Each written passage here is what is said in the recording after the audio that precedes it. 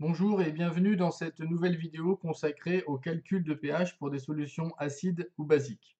Alors pour commencer, on va rappeler les relations à connaître et qui vont nous être utiles pour le calcul de ces fameux pH. Donc la première évidemment, c'est la définition du pH qui est pH égale moins log de la concentration en H3O+.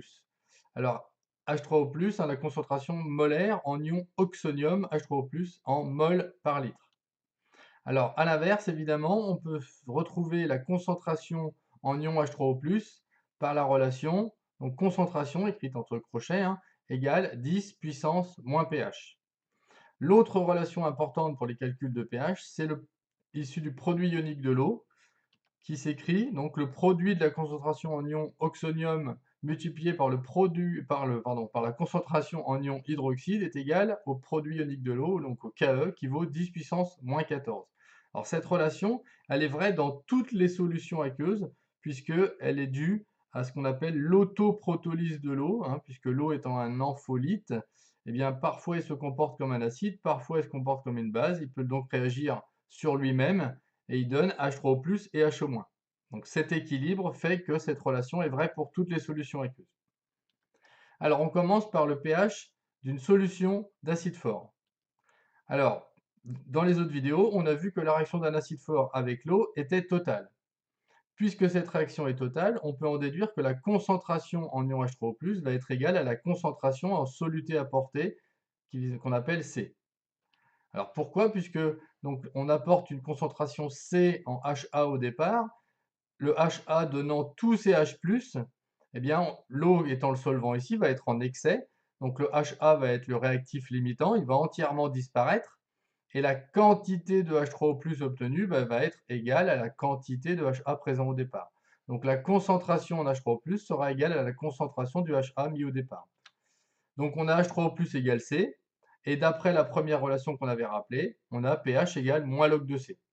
Alors à partir de là, eh bien, on va pouvoir savoir si un acide est fort ou faible.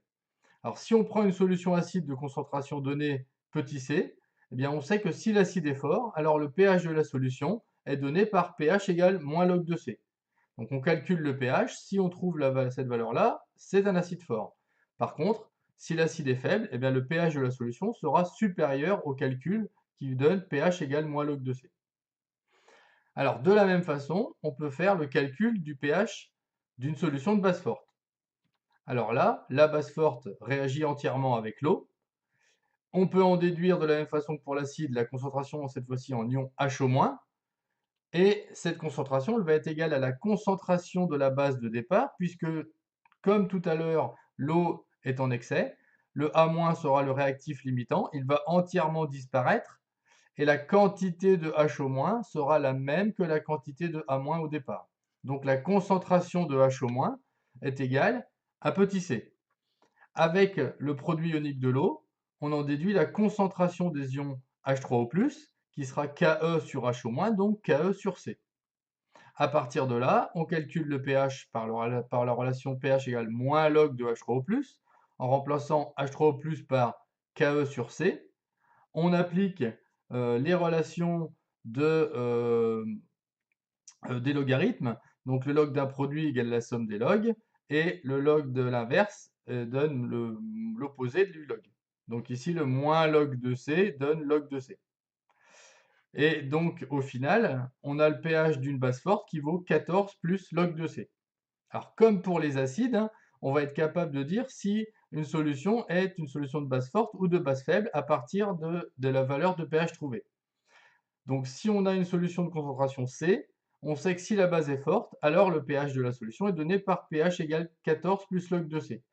Si le pH n'est pas égal à cette valeur-là, eh bien c'est que c'est une solution de base faible. Alors le pH sera toujours inférieur à cette valeur pour une base faible. Voilà, c'est tout pour cette vidéo, je vous remercie, à bientôt.